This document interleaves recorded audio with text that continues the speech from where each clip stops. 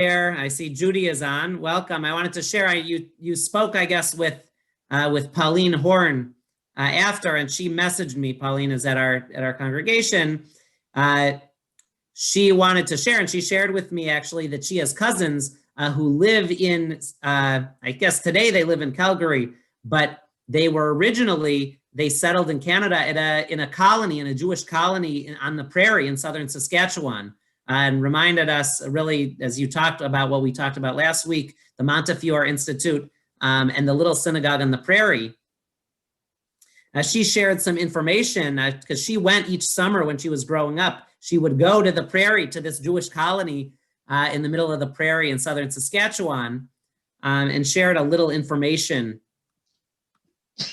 about that. And she shared that this was in Sonnenfeld County, the Sonnenfeld colony in Saskatchewan. Jews, Eastern European Jews, as part of a move to settle and to move to the New World, they settled in Saskatchewan as a farming community, and created a Jewish colony there. As it happened, since these were not farmers by training, they did some training in Canada, but they really, even those who had farming experience in Poland and in Eastern Europe, the conditions were very different than they found in Saskatchewan.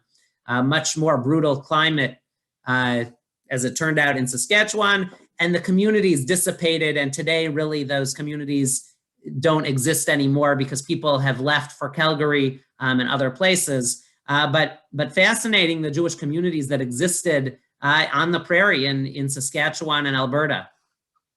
That were brought by funding from the Montefiore Institute, and brought Jews from Eastern Europe there. So we're gonna, I don't know if there was anything else. I think Fran, if she makes it on, was gonna share, and she learned a little more. But we were gonna move today to Israel, which today is arguably and probably has surpassed the United States in terms of the total number of Jews, Jewish population. And I just wanted to share here, just a second. Oh, I see why I couldn't find my screen, but just wanted to share. A number of weeks ago, we looked at the Jewish population centers today, and there are 60 communities around the world, metro areas, that have at least 20,000 Jews. Only 4 of these communities, of course, are in Israel. Israel, most of the communities being larger, like the Tel Aviv area, for instance. 3.57 million is actually dwarfs the New York area in terms of total population. 91% of the Tel Aviv area is Jewish.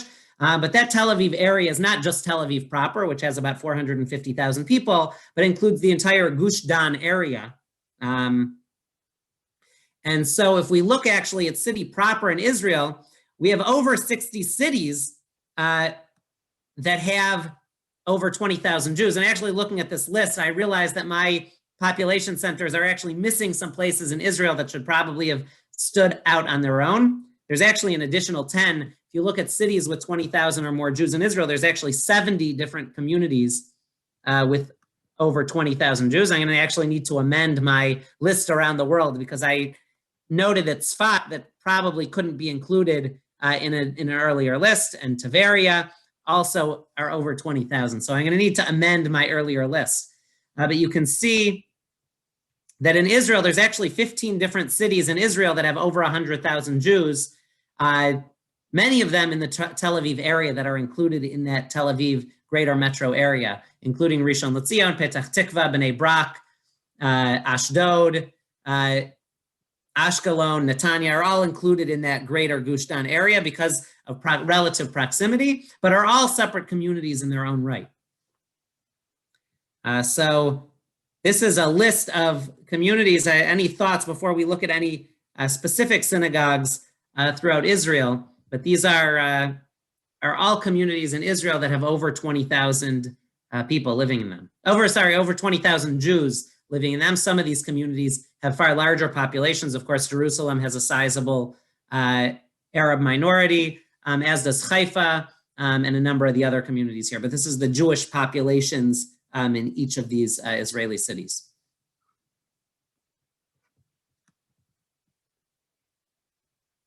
Are all of these post-World War II? These are current. What do you mean, the cities themselves, or the Jewish population is as of 2019? I see. Okay. This is based on the Israel Central Bureau of Statistics. They do a population census, and I do a pretty detailed counting of population by ethnicity, religion, to try to keep good track of of the communities as they're growing. And so this is the Jewish populations according to the Israel Central Bureau of Statistics as of 2019. I'm looking at Ashkelon, 124,000. Larry and I grew up there, and it felt like there were just hundreds there, right, Larry?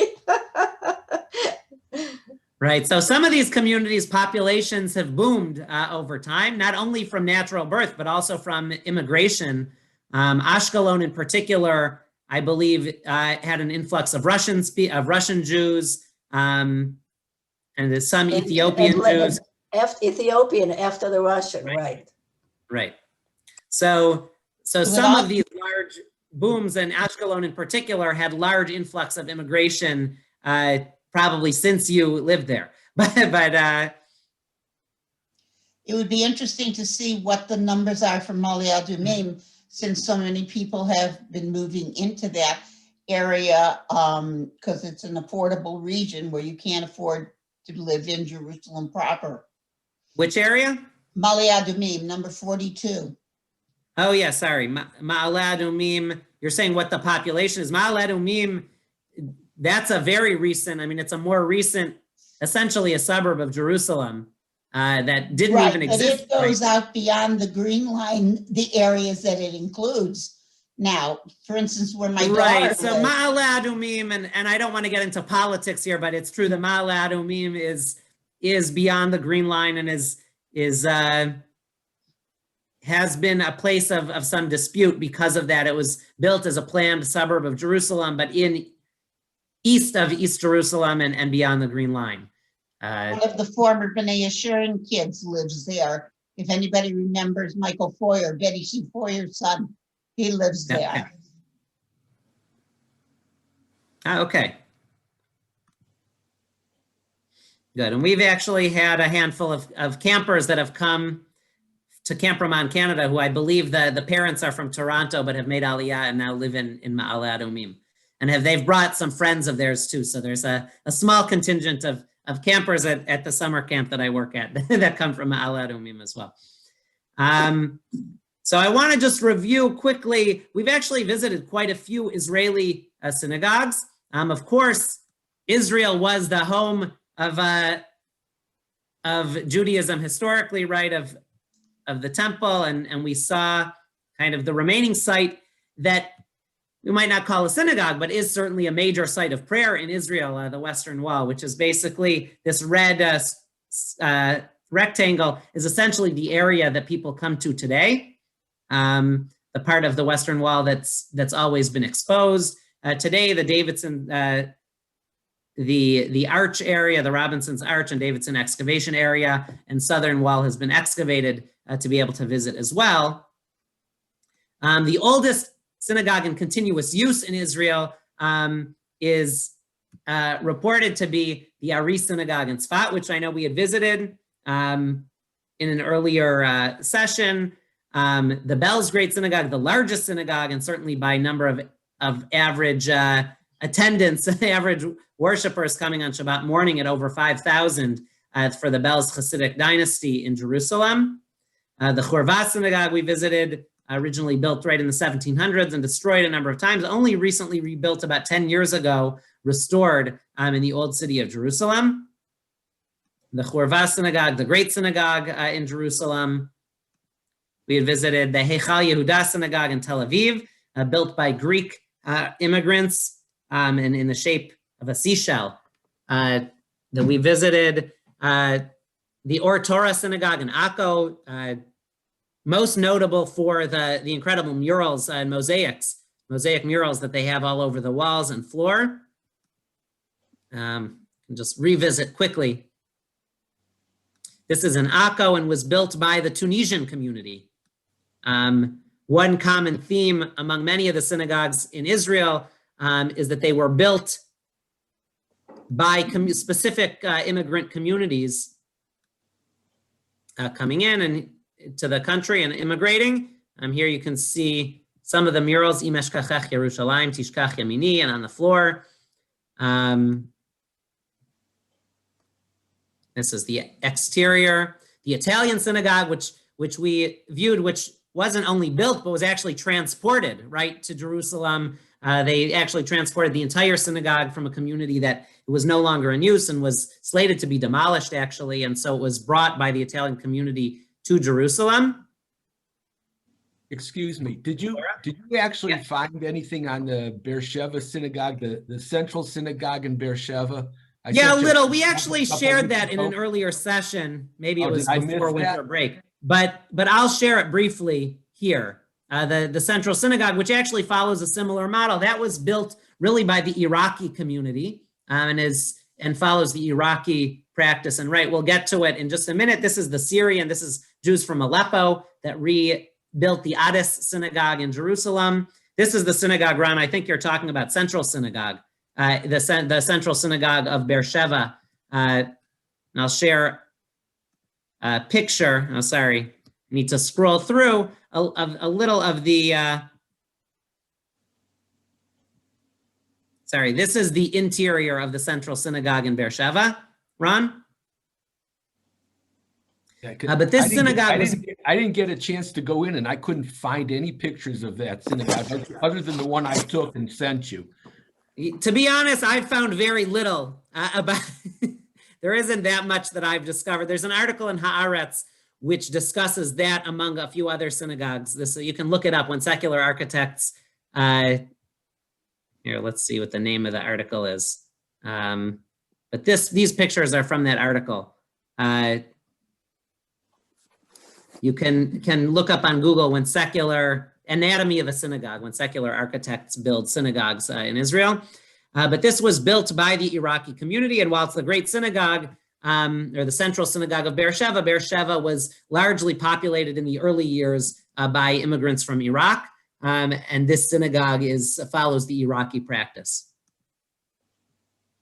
So it's true, Ron, though I've found very little in terms of pictures of the synagogue as well, but definitely a unique synagogue built in the shape of a pyramid to visit if you make it to Beersheva. We also visited the Hebrew University Synagogue on Mount Scopus, which is a unique synagogue because of Mount Scopus overlooking the old city and the Kotel and the Temple Mount. This synagogue, rather than having their ark at the front, actually has an open window in front that you can actually look out and see the Temple Mount. Today, the Dome of the Rock kind of is right there, and the Kotel, right from the synagogue, you're looking out at the Temple Mount and at the Kotel in the old city. And as you can see here, the ark is actually on the side. This little window-looking space is actually where the Torah is kept. The ark is to the side. But when you daven, all of the seats are facing out towards the window to actually look on the old city of Jerusalem. Here's actually a picture of students. This is actually right in the main part of the campus. Students will come during the day to just look out for the view in the synagogue. We also looked at the Abuhab Synagogue. This synagogue outside of Mitzpeh Ramon, built to resemble the burning bush. This is a synagogue that's part of the IDF Army base, and was built for soldiers and built to resemble the burning bush in the Negev. You think that's the burning bush? My first impression of that was the bush, the basket that Moshe was in the water. Oh, interesting. I believe it was built to resemble the burning bush, but that's another, another possible interpretation. you can actually see, it might be hard to see, but you can see there's a Hebrew, there's a verse at the entrance. And this is the verse, V'hasne einenu ukal, and the bush was not consumed, is the verse as you walk in. But you can interpret it differently if you'd like. But this is the interior of the synagogue, and was built for soldiers at the army base, and appropriately, as the burning bush was in the wilderness, this synagogue, of course, near Mitzpeh Ramon in the Negev, in the wilderness, a unique style, a modern synagogue that was built. And finally, synagogue that we visited, before I'll share two last synagogues as we go through quickly. Even in the hotels, they have elaborate synagogues. This synagogue, as you recall, is in the Queen of Sheba Hotel in Eilat, and is, in my opinion, a pretty snazzy synagogue for a sanctuary for simply being in a hotel. But if you visit the resort area in Eilat, you have the opportunity to pray here, and groups do even rent this out for bar bat mitzvahs and sometimes even for weddings, as you have the hotel rooms right there, given that it's inside the hotel. Finally, as you might recall, a session already months ago, we visited the Karaite community, which still has a small presence in Israel. This is the interior. People praying at the Karaite synagogue. It looks very different. We wouldn't recognize the prayers, but still have a siddur and take verses mainly from Tanakh as part of their prayers. And the lone Samaritan synagogue, even earlier in Cholon. Of course, there is also a Samaritan community at Har Gerizim, Mount Gerizim in Samaria in the West Bank. And this is a picture of prayer in the Samaritan synagogue, and the particular Samaritan dress for worship, the white robes and red headwear. So that's a review of many of the synagogues and communities we've already visited in Israel. I'm going to go through some new synagogues today, but also want to give some time if there's any particular synagogues or communities in Israel that you have been with or wanted to share, as we'll see both the synagogues when Jews were first starting to, first ancient synagogues and synagogues that have been around for hundreds, if not thousands of years, and then some of the early synagogues with the rebirth of the first wave of Aliyah and second wave in the 1880s and following, and then some contemporary synagogues, as well as synagogues that were built by communities immigrating to the land of Israel. So first, though, does anyone want to share particular synagogues, and we can maybe look at them that you've been to or know of in Israel?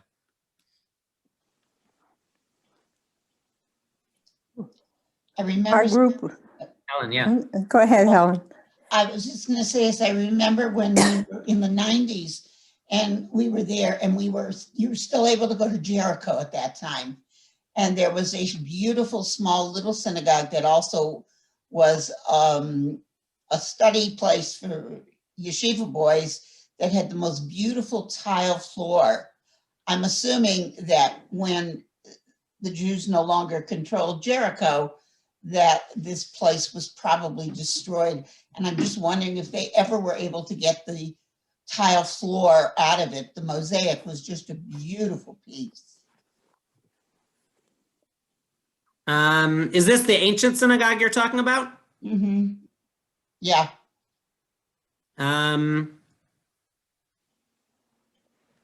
Yeah, I want to say like, B'nai Israel, but I don't think that's the right name.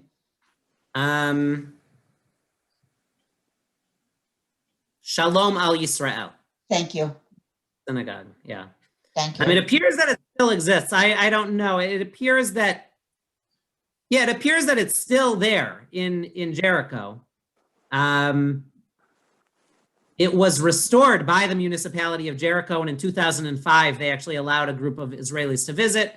The IDF allowed only monthly visits initially, but since 2007, their prayer services are actually allowed there once a week. So it still is there. It may not be so easy to get to today because of the location, but it still exists, and hopefully will be a little easier to get to in the future.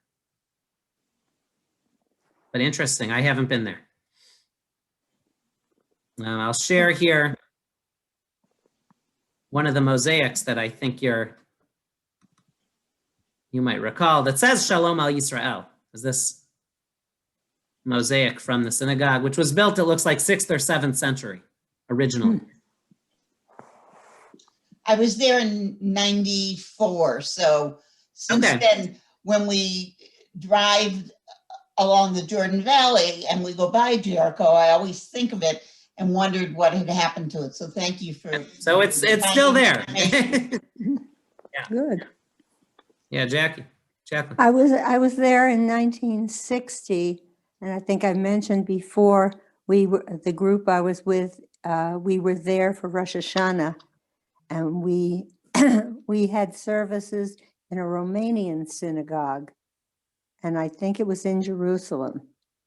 And they had the most beautiful men's and boys choir, and they had the bima in the middle, as was the way they did things. But it was a lovely place to daven. I don't remember the physical attributes as much as I might have otherwise, because everything was so new that was coming at us, and with the holiday there too.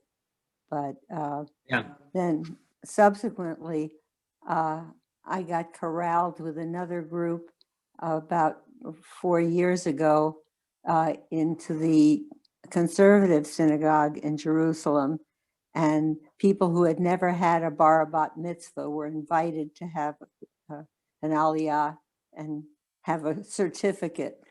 And so I got into it because, of course, when I was growing up, girls didn't have bat mitzvahs, at least in the Orthodox shul I belonged to. But it was very nice, and the rabbi liked my Hebrew handwriting. Good, good. No, and it's true. Jerusalem in particular, as the holiest city, has been home to many immigrant groups coming and establishing their own synagogues. But yeah, Judy, Friedman. Sorry, I had a unique experience in Beersheba. I walked over on Shabbat morning. They're probably not even listed as synagogues in wherever you can find them. It was a strip in a residential area, 4 synagogues back to back. In other words, they shared walls. One I can't remember now, Egyptian, maybe Iranian. I can't remember, Morocco, maybe the 4th one, I don't remember. But you could hear, and I walked into all of them, except one of them had already finished. This was like 10 in the morning. They already finished their services by then. But the other 3, I walked in and you could hear, like if it was silent in, devotion of one of them, you could hear the prayer from the other one. And it was interesting. Fabulous. I just loved it. It was such memorable experience. But yeah, they were just along the same strip. Right. No, thank you, Annette. And I noted, I think when we talked about the United States, that there were roughly 3,700 synagogues in the United States. And there was even some question about what did that include. But in Israel, forget about trying to count, because of what you say. So many synagogues or shtibels or places are so close together. It's impossible to actually count how many different synagogues or sanctuaries or minyanim there are meeting, because of what you described, which is really an incredible feeling in many places in Israel. Good. Nina, did you? Oh, what's the most northern in Israel? I imagine the most southern would be in Eilat, but what about the most northern? Well, presumably in Metula. Yeah. I mean, being used today. Yeah. Oh, the northernmost being used today. I mean, because I'm sure we have seen lots of the ancient ruins, but of synagogues. I was just curious, being used. Yeah, I don't know. There are some ancient ruins in the Golan Heights, and there's Katzrin. I don't know. I would need to look. I didn't look today whether, but I'm sure there's a synagogue in Metula and in the Golan Heights and Katzrin probably as well, which are among the northernmost cities. But I don't know specifically. Right, the Eilat would need to have the southernmost synagogue in Israel, just based on location. But no, as you correctly mentioned, there are synagogues that have been in Israel for a long time, right? Just a couple of the ancient synagogues, Kfar Bar'am, as you know, on Masada synagogue site, Katzrin in the Golan Heights. Just wanted to share a couple. Here is Beit Alpha. Maybe some of you have been to Beit Alpha, not too far from Beit Sha'an, actually. Yep. Unique, Yep. this is from around the 6th or 7th century. This was excavated in 1928. Perhaps notable for learning a little about what synagogues were like in this time period. Because, as you can see, I don't know if anyone can tell or knows Yeah. what we're looking at in the mosaic. Can anyone see? It looks like The a zodiac. horoscope. Horoscope. All Zodiac. those signs. Yeah. Right. This is actually right. It's the zodiac sign, which seems like a strange thing to be in a synagogue. The architectural remains actually indicate the synagogue was once a 2-story building in the basilica. And this was the mosaic on the floor. And they can tell from the archaeology that the sanctuary would have faced Jerusalem because of the way that it was designed. It had inscriptions in Aramaic and Greek that were discovered. There were also mosaics found of the binding of Isaac.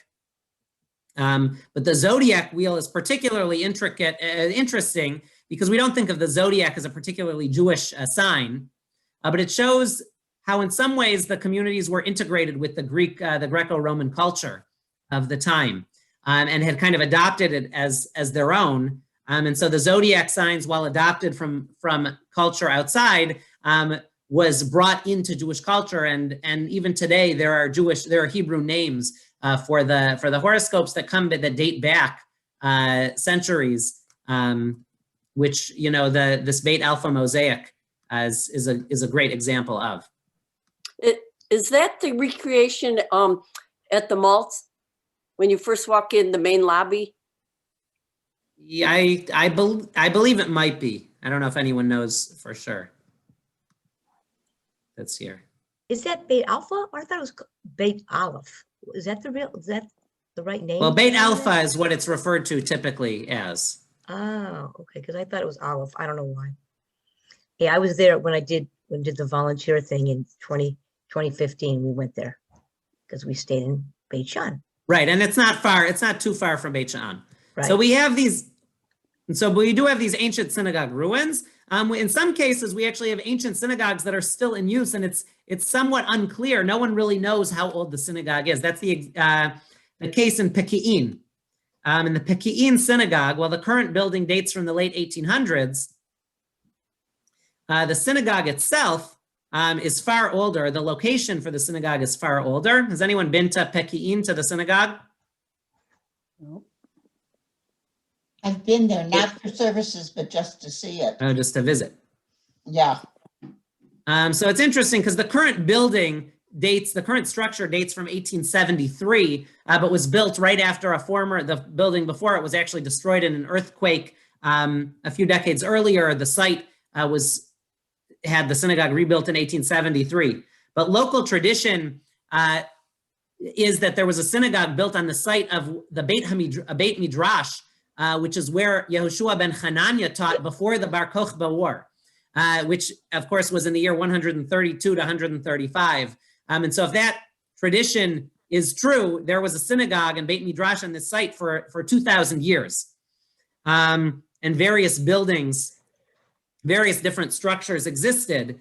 But there were stone tablets uncovered in the synagogue in 1926 and 1930 that have been dated to the late 2nd century CE and early 3rd century CE that were actually in the building. So there's no question that this site is the house of an ancient synagogue.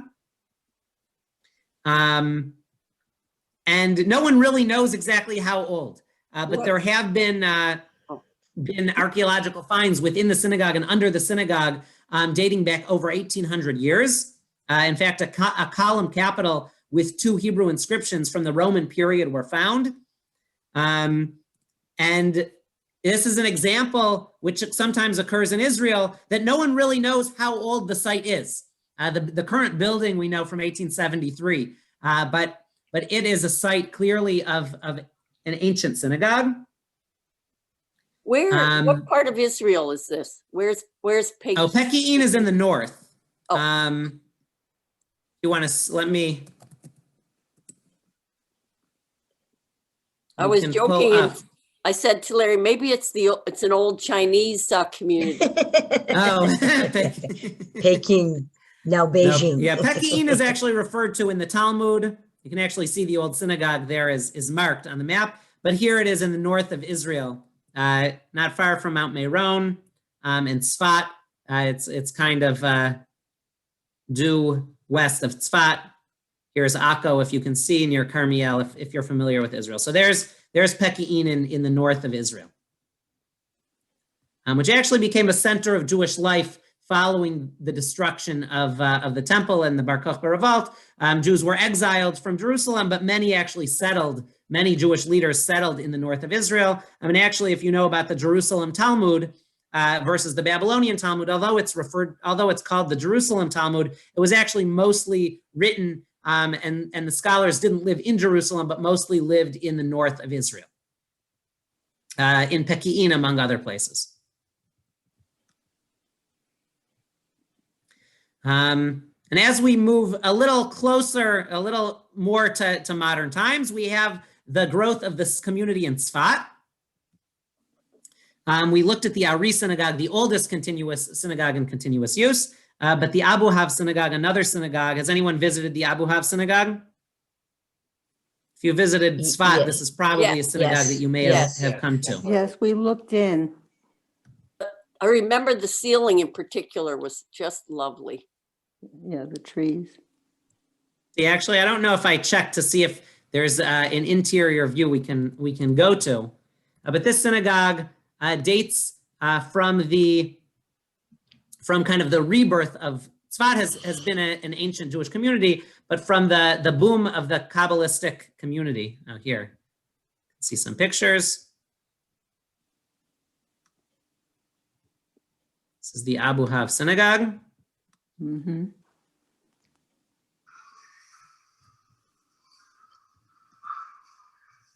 Which is the one that has three arcs in it? Which one is that? Also in Tzfat. Is that the Ari Synagogue? I don't recall now. I don't remember which one it is. Gives a sense of the Abuhab Synagogue. Yeah, it's either Ari or this one, where there's a Quran cemented in one of them. I don't recall offhand. We can definitely look into it. I actually recall visiting that synagogue, and I don't recall which synagogue it is. But and one of them has matzah on the wall because part of the Eruv or something.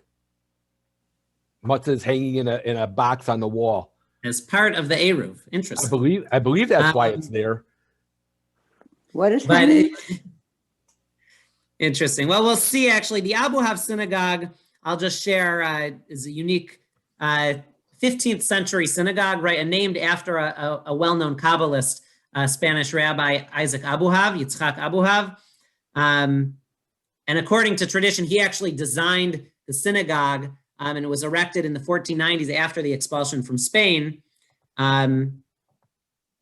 And the synagogue was mostly destroyed actually in an earthquake in 1837. So only some parts of it remain from that original building, but was rebuilt following that earthquake. As you can see, there are actually 7 steps or 6 steps up, and then the 7th level is where the bima is. If you look, these 7 steps up, and that represents the 6 days of the week, with the top level being Shabbat, the 7th level, which was designed on purpose. And there's a lot of other mystical, Kabbalistic ideas that went into the design of the congregation. Yeah, Lynn? Jackie had a question, but it was, I think she said, Ron, what was on the walls of this? You talked about something was on the walls. Something that was hanging there. Matzah? Did you say something was on the wall? Did you say Matzah. Matzah?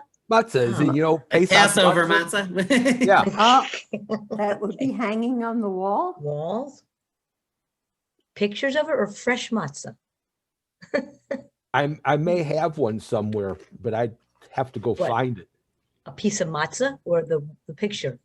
Both. No, there's a picture of matzah in a box on the wall. Is that what you're referring to? Oh, I was thinking a real matzah, they have mice. I don't know. Yeah. I'm gonna see if I can. Yeah, that's actually that's in the Ari Synagogue. Oh, And it represents the Eruv.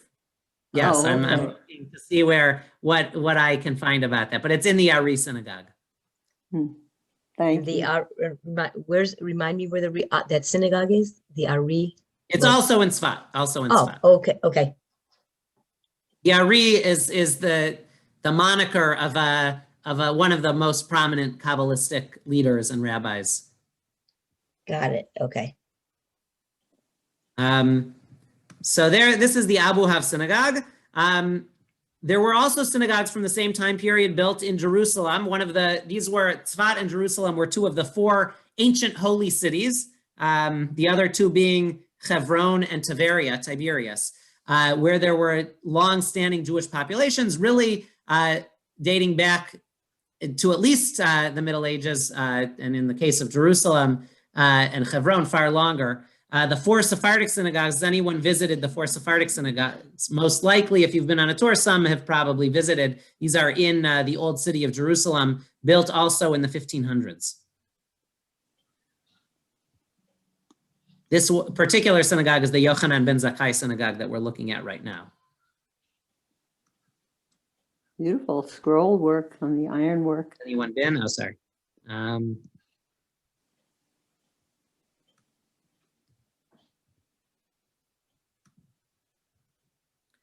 So this was built for the Sephardi community as they were starting to make their way into Jerusalem after the expulsion from Spain. Jews started making their way, and in the 1500s, these four Sephardic synagogues were built in the old city. We're going to jump forward to the 1880s when there started to be the first waves of Aliyah of Jews, mostly starting from Eastern Europe, making their way as part of an intentional move to start to rebuild the land. This idea that we're going to help move along the redemption by taking the first steps. We can't just sit around waiting. We need to take the first steps, the chalutzim. Most of these were secular Jews, but Petach Tikva is an important exception. Petach Tikva was actually founded by religious Jews, a Dati community, and they built, like many other communities and many other cities which were developed in this time. Petach Tikva was established in the 1870s, and they built their synagogue. This is the Great Synagogue of Petach Tikva.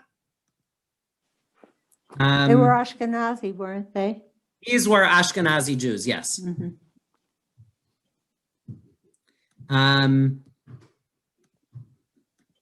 Just to share a little about the synagogue in Petach Tikva. Has anyone been? Yes. Yeah? Yep.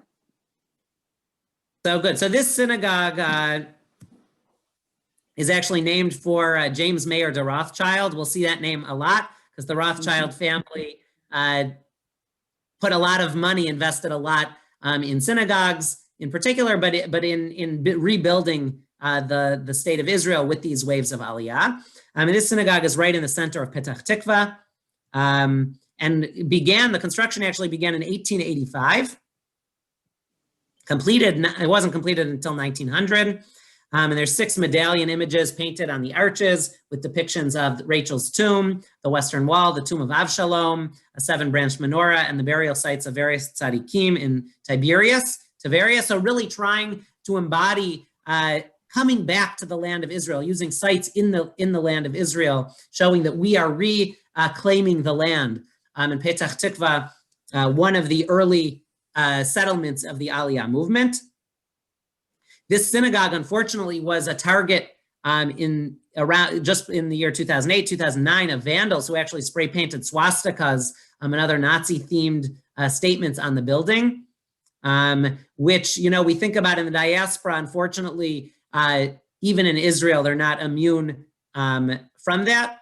But some conservation work was carried out following that, and they restored it, keeping with the blueprints from the synagogue when it was kind of in its final form in 1900 and with some renovation in the 1930s.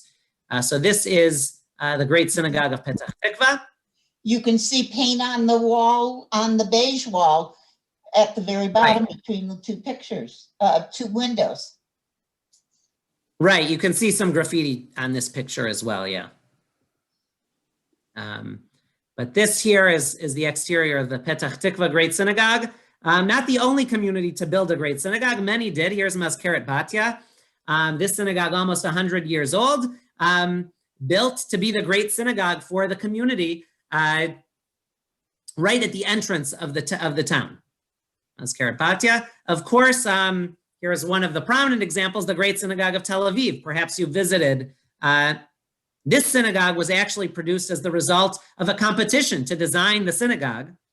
In the I believe originally in the 1920s, was completed in 1930. Here, let me pull up some information. The building we see today is the result of a renovation in 1969, with the interior still being older than that.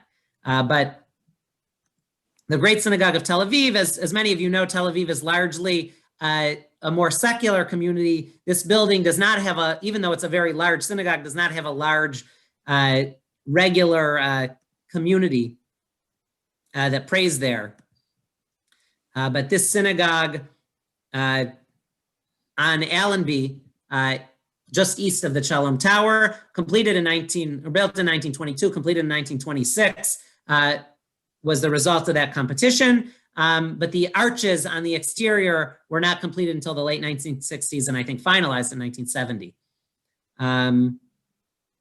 So this is the Great Synagogue here. Let me pull up a picture here of what it looked like when it was originally built. As you can see, it actually went through a major transformation over the years.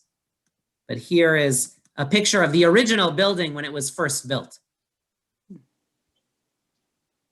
So the exterior of the building went through a major renovation in style.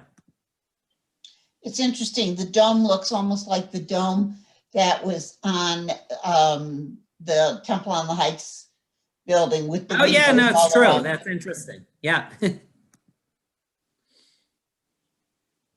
does. I don't know if that was part of the model of the Temple on the Heights, but and actually, when was the Temple on the Heights built? It may have been 1924. They moved. It was roughly in 1926. Right. It was actually roughly exactly contemporary, because that's right when the Great Synagogue of Tel Aviv was built in 1922 and completed in 1926. So it actually, maybe they shared a similar design.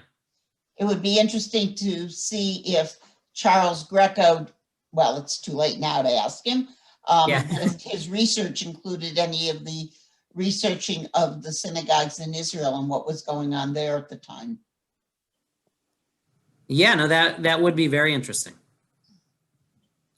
So I'm not sure. I want to just share one other synagogue, even older, from 1884. Ohel Yaakov in Zichron Yaakov. Has anyone been to the synagogue in Zichron Yaakov? Nope. So just a word about this synagogue, as it was built early on. Zichron Yaakov, also named, in fact, the entire town, Zichron Yaakov, is named not for Yaakov Avinu, for Yaakov in the Bible, actually, although the person it's named for the name originally comes from there, of course. But this is from Jacob Rothschild, who was the major donor, the Rothschilds, for establishing the entire town, the entire city of Zichron Yaakov, not far from Haifa in northern Israel. And so the Rothschild family commissioned the synagogue in memory. Edmund Rothschild was the one who funded, but named it in memory of his father, Jacob Mayer de Rothschild, completed in 1884. The synagogue was kind of built in secret, actually. Now, it was built in cooperation with German Christians living there to evade Muslim law, to build it without a permit. because they were not allowed to build it without a permit. It kind of needed to be secretive. And so they worked with German Christians so that they could have the permit and it wouldn't be known that it was a synagogue when it was going up, when they needed to get the permit. It's actually centrally located today, right in the middle of a pedestrian mall, and definitely a unique building that's certainly worth a visit if you make it to Zichron Yaakov. Just want to share a number of unique synagogues as we have just a little time left. The Givat Ram Synagogue, a very unique structure. If you've ever been to Givat Ram, one of the major Hebrew University campuses in Jerusalem. Anyone been here or want to share what you think this looks like? Almost a very unique structure here. When was this built? When was it built? The Givat Ram Synagogue. Uh-huh. I'm not sure if I have let me see if I can pull up the date quickly. The Givat Ram Synagogue. Oh, built, it was 1956. 1950. And the white dome was built at that time over it also? Yeah, I believe so. Oh, it was planned, sorry. It was planned in 1956, built a little later, but yeah, it was built in that time period, yes. It's interesting because at one of the kibbutzim that we go to, there are a number of structures that have this similar dome over it, but it's for protection as opposed to architectural beauty. That the building is underneath it. For instance, the schools all have this type of a dome over it to protect the kids because they're not far from the Gaza Strip. Is this on the campus of Hebrew University? Is that what I'm reading? Yeah, this is on the campus of Hebrew University. And they also call it the Rabbi Dr. I. Goldstein Synagogue, is what I see. Okay, so that may be that it's named for someone or in memory of someone. Yeah. But it's the one on the Givat Ram campus, yeah. Right. Of Hebrew University. Mm-hmm. Hebrew University. Next is a unique, a modern synagogue in Caesarea, in Caesarea, Megillat Or. This one was designed to resemble a scroll. They actually hired an architecture firm for this unique design. And while a traditional synagogue, they blend Ashkenazi and Sephardi tunes. They actually have two visiting cantors who are friends with each other, one Ashkenazi and one Sephardi. They've kind of melded the two together in a unique service that exists here in Caesarea, really kind of showing the modern Israel, where things that, while there certainly are still Ashkenazi and Sephardi communities, more and more as time goes on, what's being created is an Israeli community that's becoming less defined as time goes on by Ashkenazi or Sephardi roots. And in Megillat Or Synagogue, I'm sorry. is an example. Yeah. You say there's two cantors. One is, quote, Ashkenazic, one Sephardic. And does it depend on which cantor is davening, or do they have their own tunes that both of them use only? My understanding is they intermingle. They didn't create new tunes, but they intersperse different tunes from both Ashkenazi and Sephardi traditions. And they don't always, it's not always, but for the holidays and the high holidays in particular, they join together. They're not always together there. It's interesting because in my daughter's synagogue, it depends on who's davening, whether it's Ashkenazic or Sephardic. Interesting. No, and I think that's not uncommon in Israel. And as more and more people are coming together, and it's no longer as now generations have been in Israel, there's the connection to the roots in terms of style of prayer is now not as defining for people as being Israeli. I mean, it depends, of course, on the person in the community, but Megillat Or Synagogue is an example. Here's Ohel Aharon Synagogue in Haifa. This is actually on the campus of the Technion University. Also, another example of modern Israeli, but It looks this like the synagogue was Ark, actually built. What? like Noah's Ark. Yeah, that's exactly what the synagogue was built to resemble, Noah's Ark.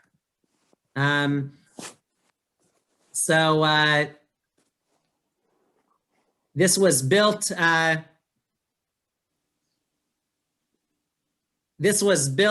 More recently. It was built based on. It was influenced by a Swiss architect who was active in the 1930s, but it was really designed to resemble Noah's Ark, and gives a feeling of light floating and kind of a floating building. So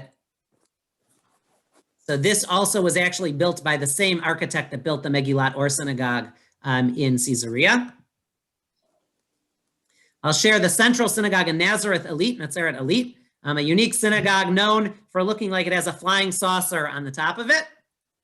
And I'll share also a quick picture of the interior here. Oh, sorry, this was the Abuhab Synagogue. This is the interior of the synagogue at the army base. This is the Heichal Yehuda Synagogue. And then this is the interior of the Heichal Aharon Synagogue, the synagogue at the Technion. And then this is the interior of the synagogue in Nazareth Elite, in Nazaret Elite.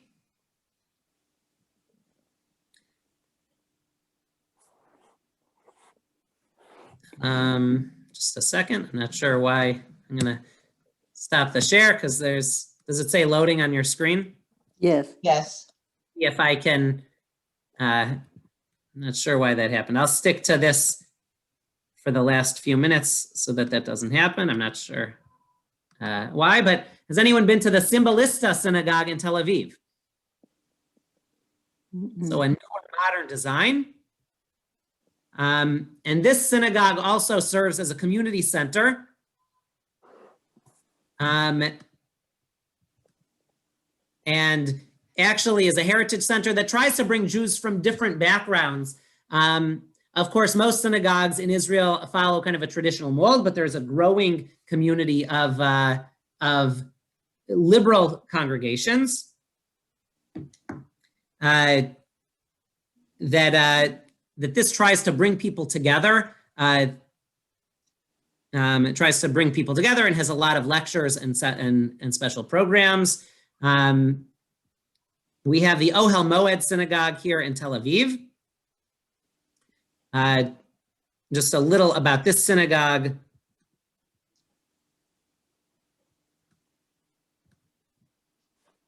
Which I can share. Here just a second. This is actually tucked away. It's in Tel Aviv. It's come to be known as the Great Sephardic Synagogue of Tel Aviv, but its style was inspired by the Bauhaus and Art Deco styles to keep with the White City theme of Tel Aviv, which many buildings are built in. So these are just a few examples of some modern synagogues. One community we didn't have a chance during our series to really touch on too much is this community in Ethiopia, which I just wanted to share. Of course, there was a major Aliyah movement of Ethiopian Jews making their way to Israel. And some were kind of hidden and brought on planes, which were brought, families needed to travel long distances to escape Ethiopia and get on planes. This is an example of a synagogue in Gondar, Ethiopia. Today, I wanted to show an example of a modern Ethiopian synagogue. This is in Netivot, Ethiopian Community Spiritual Center and Synagogue, is an example of the Ethiopian community also starting to build synagogue structures, although their prayers don't look identical to ours. To the Ashkenazi or Sephardi community, they have, here, do you want to bring it over? I'm going to get Ezra here in a second, but this is an example of an Ethiopian community center. And finally, just one last community I wanted to share here is that in Israel, I talked about Israelis kind of creating their own communities. And that's true not only of the Dati community, the religious community, but also the secular community. And this is an example of Beit Tfilah Yisraeli. This is one of the largest modern secular, I don't like using the term secular because we think of secular in different terms when we think of secular Jews in the United States as secular Jews in Israel, because secular Jews in Israel are part of an Israeli culture, which we just don't have in this country. So secular Israeli Jews are still celebrating the Jewish holidays. The vast majority of Jews have mezuzahs on their doorposts. While the vast majority of Jews don't necessarily keep kosher fully, kashrut is part of Israeli culture in a way that it isn't for secular American Jews. So Beit Tfilah Yisraeli is a new modern Israeli congregation that rotates in different locations, but this is the major site on Namal Tel Aviv at the Tel Aviv port, which runs a distinct Israeli style of service for secular Israelis, for non-Dati Israelis. And is an example of an emerging type of Israeli congregation that's informed by the community that's evolving in Israel. We also see a growth of Masorti and Reform communities. And while they're still small in number, 8% of Israeli Jews reported having been at a Masorti or liberal congregation, which is small in number, but it's certainly grown over the past number of decades. And in most large Israeli communities have liberal congregations as well. In fact, you often hear from Israelis that come to the United States, especially secular Israelis that call themselves secular, that they learn a lot about Jewish life and the value of congregations, of Jewish congregations, from their experience at conservative synagogues or possibly Reform synagogues, that they just didn't have that experience growing up in Israel, that they kind of come to their Judaism and Jewish practice when they come to the United States or other diaspora communities.